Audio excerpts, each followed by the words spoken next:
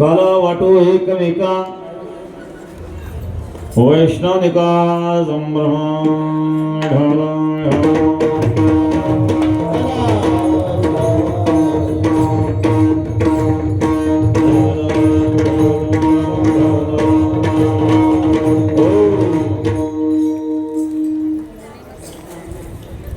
काला एकट्याने खायचं नाही, एकमेकाला वाटायचं आहे. पण कोणाला वाटायचं आहे? वाटण्याकरता अधिकार पाहिजे. वाटण्याची व्यवस्था जर चुकीच्या माणसाच्या हातात गेली तर तो वशिलेबाजी करतो. वाटण्याकरता अधिकार पाहिजे, कालेला पण अधिकार पाहिजे, प्रत्येकाचा अधिकार असतो. आपण कोर्टात जातो, जजमेंट लिहिण्याचा अधिकार कोणाचा आहे? न्यायाधीशांचा आहे. वकील कितीही बुद्धिमान असला, कदाचित न्यायाधीशापेक्षा जरी वकील बुद्धिमान असला तरी वकिलाला जजमेंट लिहिण्याचा अधिकार नाही, तो न्यायालयाचा आहे. तसं प्रत्येक क्षेत्रामध्ये ज्याचा त्याचा अधिकार असतो, तसं काल्याचा अधिकारी कोणाला आहे? वैष्णव निका संभ्रम, जो निका वैष्णव तो काल्याचा अधिकारी नाही का? म्हणून बाहेर जसं वेगवेगळ्या क्षेत्रात वेगवेगळे अधिकार असतात, तसा घरात अधिकार कोणाचा आहे बरं? घर तुमचा अधिकार आहे का? आज काय भाजी करायची कोण ठरवतं? समजा तुमची इच्छा झाली आज बटाट्याची भाजी खायची, पत्नीची इच्छा आहे आज शेपूची भाजीच करायची. बरं घरात काय होईल? शेपूची होईल का बटाट्याची होईल? हां, शेपूची होईल. अनुभव आहे मग तुम्हाला, सगळ्यांचेच अनुभव आहे. जास्त जिथं अधिकार असतो ना, तसं काला म्हटल्यानंतर काल्याचा अधिकारी कोण? महाराज सांगतात वैष्णवनिका संभ्रम.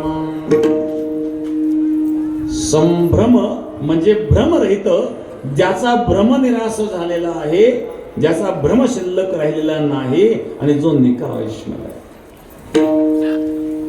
मग निका वैष्णव कोण? या लागी शरीर सांडोवा की जय, सकळ गुणांचे लोण उतरीचे, संपत्ती मधु सांडीचे कुरवंडी करुणी. ज्ञानोपारे वर्णन करतात ज्यांनी सर्वस्व परमात्म्याला समर्पित केलेला आहे तो निका वैष्णव. ज्याच्याकडे समर्पण भाव आहेत, नाही तर परमार्थामध्ये दिखावा करणारे फार लोक असतात. परमार्थ हा अंतःकरणातून शुद्ध भावनेने असावा. तोही समर्पण भावनेने असणारा परमार्थ तो निका वैष्णव आहे. एक संन्यासी महात्मा होते, त्यागी महात्मा होते. एका राजापर्यंत त्यांची कीर्ती गेली आणि तो राजा त्या महात्म्याची सेवा करू लागला. एक दिवस महात्म्याच्या मनात विचार आला, आपण मोह ममतेचा त्याग केला, घरदाराचा त्याग केला, सर्व लौकिकतेचा त्याग केला आणि तर राजाच्या मोहामध्ये अडत नाही, हे काही योग्य नाही. मग इथून गेलं पाहिजे. साधू सांगितलं, राजा मी उद्या जाणार आहे. राजाने कुठं जाणार महाराज? मी कुठं जाणार तुला कशाला सांगू? साधू मस्तीत राहतात, कभी घी गणा तो कभी मुठ्ठी चना तो कभी वो भी म्हणा. कुठं जायचं माझा विषय आहे. राजा म्हणला थांबा काही दिवस, जायचं सांगितलं ना, नाही ठीक आहे महाराज, पण माझी एक इच्छा आहे. राजा या नात्याने तुम्हाला काही द्यावं अशी माझी इच्छा आहे. साधू म्हणला मला काही नको आहे, भगवंताच्या भक्तीच्या व्यतिरिक्त मला काही नको आहे. राजा खूपच आदर करायला लागला. म्हणजे बघ मला तर काही नको आहे, पण तू फार आग्रह करतोय, मग तुला एक सांगतोय बघ, हे जेवढे आमचे माळकरी दिसत आहेत ना, या सगळ्या माळकऱ्यांचा टॅक्स माफ करून टाकणार. राजा म्हणला ठीक आहे आपल्या आज्ञा. असं म्हणून महाराज गेले निघून. पण वाऱ्यासारखी बातमी पसरली, माळकऱ्यांचा टॅक्स माफ म्हटल्यावर माळीच्या दुकानावर गर्दीच गर्दी. तो दुकानदार म्हणला कसे काय अचानक लोक सुधारले? त्यावेळेला काहीतरी भानगड दिसते. त्याने 10 रुपयाचे माळ 100 रुपयाला करून टाकले. त्याने घेतला धंदा करून. सगळेच माळकरी झाले ना. टॅक्स भरायचं कोणी? राजा झाला दरिद्री. राज्य चालवायचं कसं? एक दिवस साधू परत भ्रमण करीत करीत त्या राज्यामध्ये आले. राजाची अवस्था पाहिली. त्याला राजा, अरे अशी अवस्था का झाली? म्हणजे महाराज तुम्ही आदेश केला माळकऱ्यांचा टॅक्स माफ करा, सगळेच माळकरी झाले ना, आता घ्यायचं पण कोण टॅक्स? याच्यातले खरे माळकरी ओळखले पाहिजे. कसे ओळखणार? काही काळजी करू नका, मी सांगतो. या साधू निरोप पाठवला. काय निरोप पाठवला? राजा आजारी पडलेला आहे, राजे तब्येत जास्त सिरियस झालेली आहेत, राजाला अतिदक्षतेमध्ये हलवलेलं आहे, राजाच्या दोन्ही किडन्या फेल होत चाललेल्या आहेत. डॉक्टरनी सांगितलं राजाला माळकरीची किडनी पाहिजे. प्रत्येक जण विचार करतो, न जाणे आपण नंबर लागतो का काय? रात्रीतून माळी फरार. जेवढे ओरिजिनल माळकरी तेवढे टिकले, बाकीच्या टाकल्या करून. याला माळकरी म्हणतात का? याला भक्त म्हणतात का? निका वैष्णव कोणाला म्हणतात? 7 दिवसाचा जरी झाला उपवासी तरी कीर्तनाचे टाकू नये. उठो हे मस्तक तुटो हे शरीर, परिणामाचा गजर सोडू नये. शरीराचा होतो दोन्ही भाग परी कीर्तनाचा रंग सोडू नये. तुका म्हणे ऐसा नामी ज्या निर्धार, तेथे निरंतर देव बसे. या गोपींची अवस्था होती महाराज. रात्रंदिवस फक्त भगवान. बोलताना भगवान, चालताना भगवान, पाहताना भगवान, ऐकताना भगवान, सासूत भगवान, सासऱ्यात भगवान, दिरात भगवान, पतीत भगवान, मायरी भगवान, सासरी भगवान. याला सर्वत्र भगवत दर्शन म्हणतात. बोलती चालती देखती ऐकती, बोलती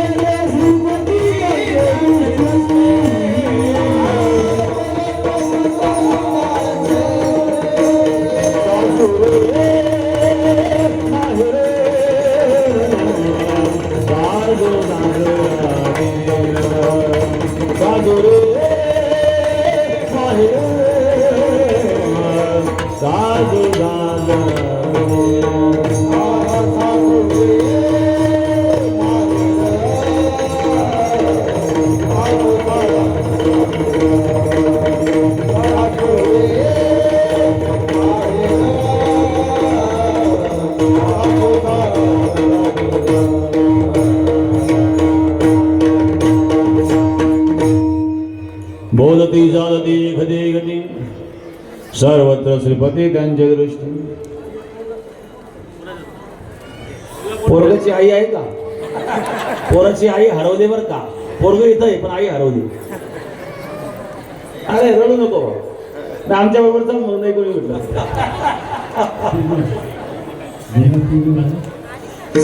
बस बस इथं बस. आई सापडली का पोराची?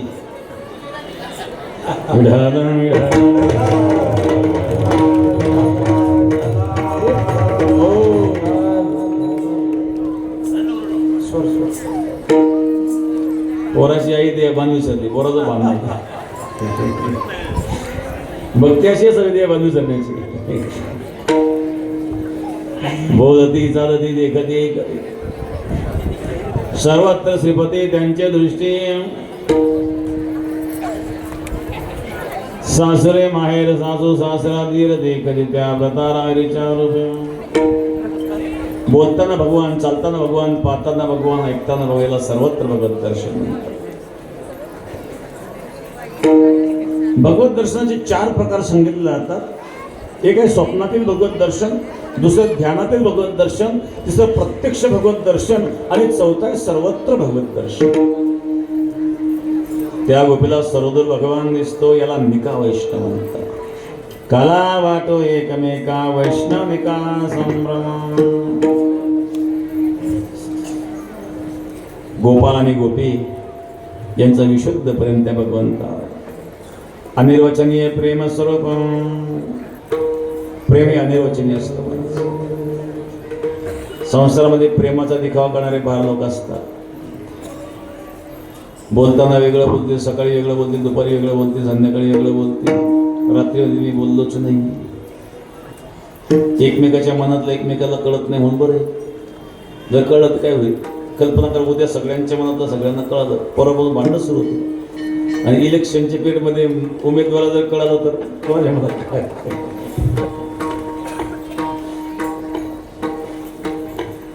एकमेकाच्या मनातलं एकमेकाला कळत नाही म्हणून बरं आहे. पण खरं प्रेम करणारे फक्त भक्त आणि भगवान. हे काही गरज म्हणून प्रेम, दुसरे नैसर्गिक प्रेम. यश नैसर्गिक रती भ्रमराचा सुगंधावर नैसर्गिक प्रेम आहे. ज्ञानोबा वर्णन परिवाराची धाव भ्रमर ओढे.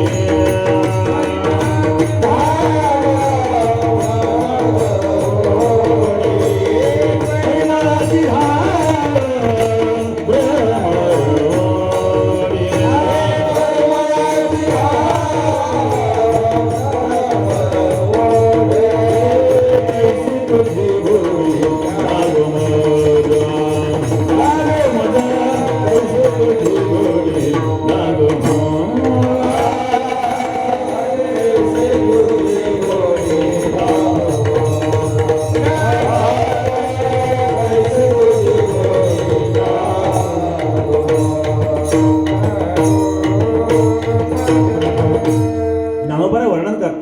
परिमळाची धाव भ्रमर ओढी तैसी तुझी गोडी लागो मला. भ्रमराला सुगंधाची गोडी आहे, भ्रमराला कमळाची गोडी नैसर्गिक आहे. आणि संसारामध्ये गरज म्हणून प्रेम आहे. सरपंचाने कलेक्टरला हुरडा पार्टीचं निमंत्रण दिलं. गरम गरम हुरडा चोळून चोळून सरपंच कलेक्टरच्या हातात दिले होते. हुरडा खाता खाता कलेक्टर साहेब सरपंच आपली बदली झाली बरं का. बरं खाऊन झाल्यानं सांगायचं, मध्ये सांगितलं बदली झाली.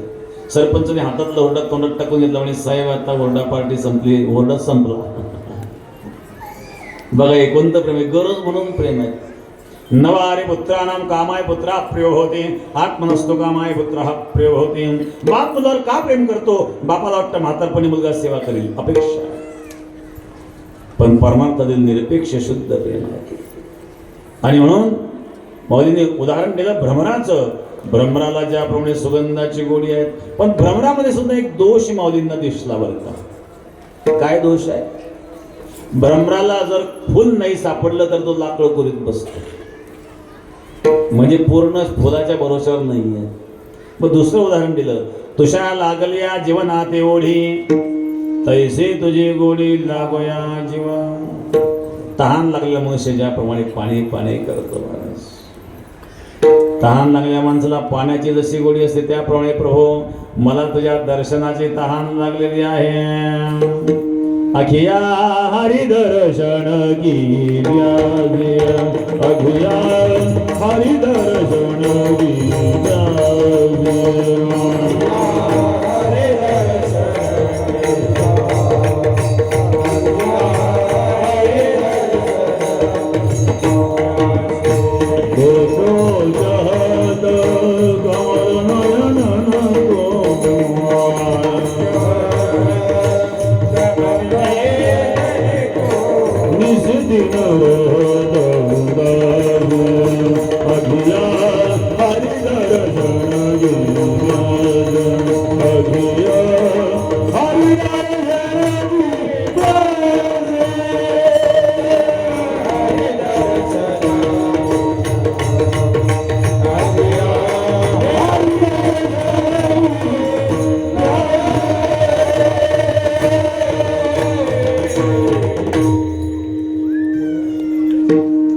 हे प्रभू, या डोळ्यांना तुझ्या दर्शनाची तहान लागली. पाणी पी कर प्यास बुझाओ, नैनन को कैसे समझाओ. तहान लागली, पाणी पिले तहान शवेल, पण प्रभू या डोळ्याची तहान तुझ्या दर्शनाशिवाय शमणार नाही. हे प्रेम आहेत महाराज. मीराबाई एकदा भगवंताचं भजन करीत असताना भगवत दर्शनाकरता व्याकुळ असताना मीराबाईच्या अंगावर एक कावळा बसला आणि चोच मारून लागला.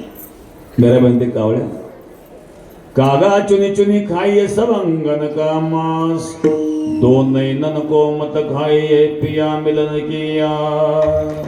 अरे कावळ्या, माझ्या सगळ्या अंगाचं मांस खाल्लं तरी चालेल, माझ्या डोळ्याला स्पर्श करू नको, कारण मला माझ्या प्रियतम परमात्म्याचं दर्शन घ्यायचं. किती व्याकुळता आहे. एका ठिकाणी नामदेव महाराजांनी वर्णन केलंय, ज्या वेळेला उद्धव गोकुळामध्ये येतो त्यावेळी एक गोपी त्या उद्धवाला निरोप सांगते. अरे उद्धवा, माझा निरोप त्या कृष्णाला सांग. काय निरोप सांगितलं? मेल्या त्या गवळणी त्यांची झाली राख, येऊन या तेथे वाजवी वेणू. त्या गोपी मेल्या, त्यांची राख झाली, कमीत कमी त्या राखेवर उभं राहून तरी वेणू वाजव, त्याशिवाय मुक्ती मिळणार नाही. हे प्रेम आहे महाराज, विशुद्ध प्रेम. जीवाच्या आणि प्राणाच्या पलीकडे प्रेम करणाऱ्या त्या गोष्टी आहेत. जीवेची या जीवा, जीवेची या जीवा, भावाजी या भावा,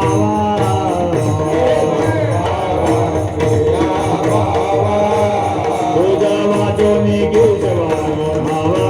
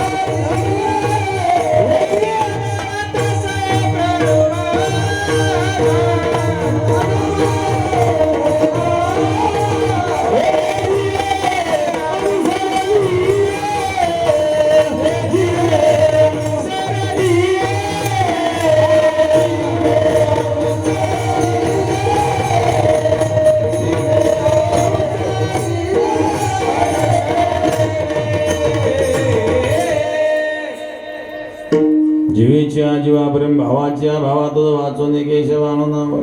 हे विशुद्ध प्रेम आहे. याला निका वैष्णव म्हणतात. तो कल्याचा अधिकार आहे. काला वाटू एकमेका वैष्णव निका संग्रह. मग अनाधिकारी कोण?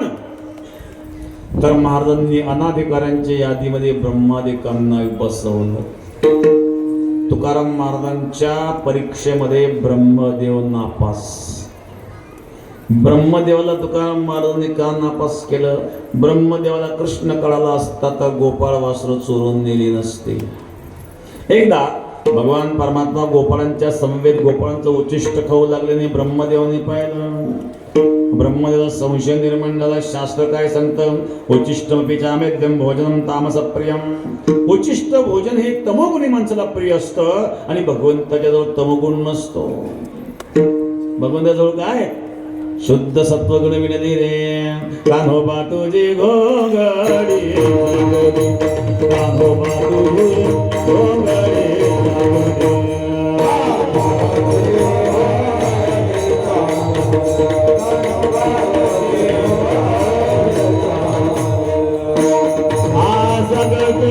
सच्चिदानंद मिळूनी शुद्ध सत्वगुण विनदी रे. षड्गुण गोडे रत्नधरित तुझं श्याम सुंदरा शोभनी रे तुझी.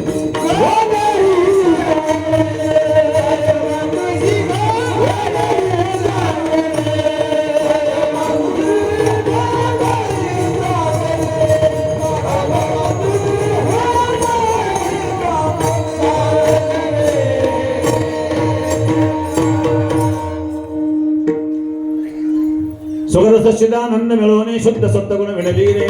षड्गुण गोंडे रत्न तुझ श्याम सुंदरा.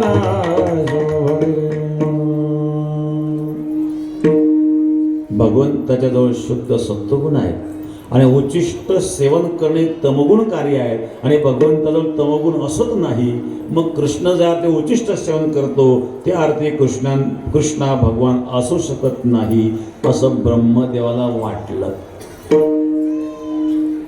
पण ब्रह्मदेव विसरला. रामाने सुद्धा शबरीची उच्चिष्ट बोर खाल्ली होती ना. भगवान त्रिगुणातीत आहेत महाराज, सत्व रज तमाच्या पलीकडे आहेत. पण हे समजून घेण्यात ब्रह्मदेवाची चूक झाली आणि ब्रह्मदेवाने परीक्षा पाहण्याला सुरुवात केली. ब्रह्मदेवाने गोपाळ आणि वासर चोरून नेले. भगवंताने अंतर्दृष्टीने पाहिले, ब्रह्माजी पहचाना नाही बेटा तेरो बाप हो. याचे नाभी कमळी जन्म चतुरानना, ज्याच्या नाभीपासून कमळ निर्माण झाले त्या कमळात ब्रह्मदेवाची उत्पत्ती झाली. हा ब्रह्मदेवाचा बाप आहे. हा ब्रह्मविधीचा जनता. तुम्ही याला धरू पाहता, तुम्ही काही जे हातागी गोकुळ कॅनरी हा कोणाच्या हातात नाही येणार आहे. हा ब्रह्मदेवाचा बाप आहे. भगवंतांनी काय केलं? नवीन गोपाळवास निर्माण केले महाराज. नवीन गोपाळवास्त्र निर्माण केले म्हणण्यापेक्षा भगवानच गोपाळ बनले आणि भगवानच वास्त्र बनले. इथे या लीलेतलं रहस्य सांग. काय रहस्य आहे? यशोदेच्या अंगणामध्ये भगवंताला खेळताना पाहताना त्या गोपींच्या मनामध्ये कधी कधी ग्लानी निर्माण व्हायची. त्या गोपींना वाटायचं यशोदेच्याच अंगणात कृष्ण का आमच्या अंगणात का नाही बरं? असं कोणतं पुण्य आमचं कमी पडलं असा भाव कधी कधी त्या गोपींच्या मनात निर्माण व्हायचा. आणि त्या गोपींची इच्छा पूर्ण करण्याकरिता भगवंताने गोकुळामध्ये गोपाळांच्या रूपाने गोपींच्या जवळ आहेत. कारण खरे गोपाळ होते ते ब्रह्मदेवाने चोरून नेलेले होते. त्या वर्षभराच्या काळामध्ये भगवानच गोपाळ बनले आणि गोपिकांच्या सोबत त्यांना आनंद दिला महाराज. गायीच्या जवळ वासराच्या रूपाने भगवान आहे. एकदा यशोदा माता गायीचं दोहन करीत होती. आई मला भूक लागली. यशोदेने गायीची धार सोडली कृष्णाच्या मुखामध्ये. गायीला आनंद झाला महाराज.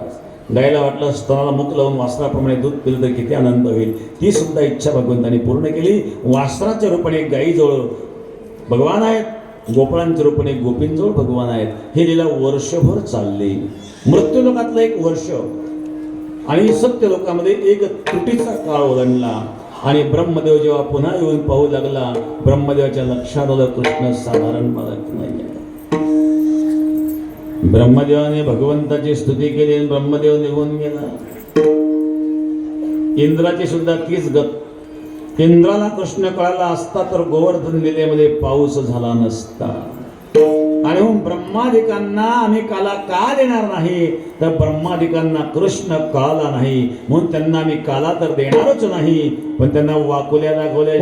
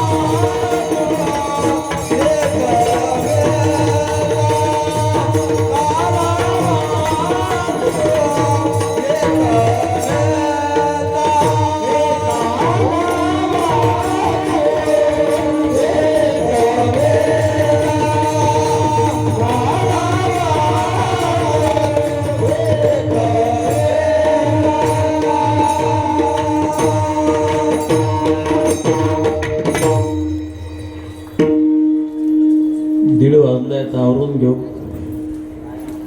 काही लोक उन्हात बसलेले आहेत, ऊन तापता येत नाही. स्वयंपाक तयार आहे. वाढणारे तयार, खाणारे पण तयार आहेत. आपण कसं लावायचं बरं? खाने वाला राम, खिलाने वाला राम, तो बीच में रोकने का क्या काम. आवरून घेऊ 10-5 मिनिटांमध्ये. वाकुलिया ब्रह्मादिका उत्तम लोका दाखव. ब्रह्मादिकांना वाकुल्या दाखव, कारण ते अधिकारी नाही आहेत. काल्याचनी विषय देव जडी झाले, मासे फुसून या असे केली सांगा. दिव्य असणाऱ्या शरीरातून ज्यांना काला मिळू शकत नाही त्यांना मत्स्याधिक तिर्यक जोनीतून कसाच काला मिळेल, परंतु हे त्यांना कळालं नाही, कारण त्याकरता भक्त व्हावं लागत असत. तुका म्हणे अंगी व्हावे ते आपण, तरीच महिमा येईल करो. आणि म्हणून महाराज सांगतात, या काल्याचे खरे अधिकारी आम्ही आहोत. या भूमंडळातील गाडे वीर शेवटच्या चरणी.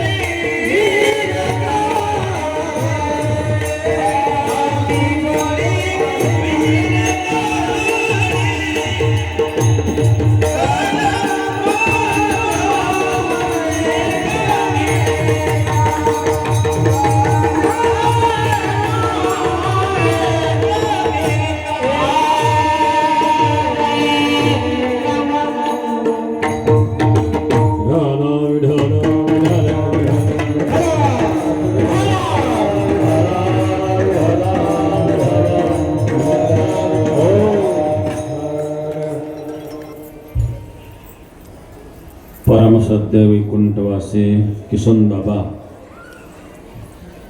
यांच्यावर नितांत श्रद्धा असल्यामुळे या ठिकाणी उपस्थित असणार हजारोंच्या संख्येने जनसमुदाय, ज्येष्ठ मंडळ, तरुण मंडळ, महिला मंडळ, भजनी मंडळ, गायक वादक मंडळ, महाराज मंडळ, नेते मंडळ, सर्वांना धन्यवाद.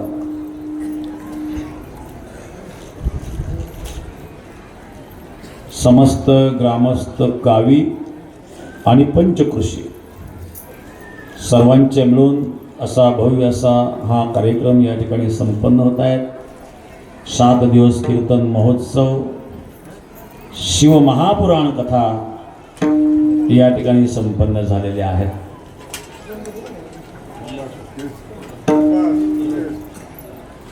वैकुंठवासी हरिभक्तपरायण अवधूत भार आणि यानंतर पुढील प्रस्तावन अमोल थिटे सर हे करतील. महान तपस्वी संतश्रेष्ठ किसन महाराज यांच्या तपसामर्थ्याने आणि पदस्पर्शाने पावन झालेल्या तपोभूमीमध्ये हा ऐश्वर्य संपन्न असा ऐतिहासिक असा सप्ताह, अखंड हरिनाम सप्ताह या ठिकाणी संपन्न होत आहे. आजचा या सप्त्याचा सांगता समारोह या निमित्त आज कीर्तनकार म्हणून आपल्याला सरला बेटचे 6वे मठाधिपती गुरुवर्य रामगिरी महाराज हे कीर्तनकार म्हणून या ठिकाणी 20 गावं या पंचक्रोशीतील मिळून आणि 2-3 जिल्ह्यातील भाविक मिळून हा या आजचा दिवस दरवर्षीचा आपली काल्याची परंपरा सरलाबेटचे मठाधिपती महंत गुरुवर्य रामगिरी बाबा यांची या ठिकाणी सेवा असते. खरं तर हे आपलं अहोभाग्य आहे, सौभाग्य आहे की ही भूमी आहे, ही संतश्रेष्ठ किसन महाराजांच्या तप सामर्थ्याने पावन झालेली भूमी आहे. अवधूत गुरुजी संक्राळकर यांच्या नामचिंतनाने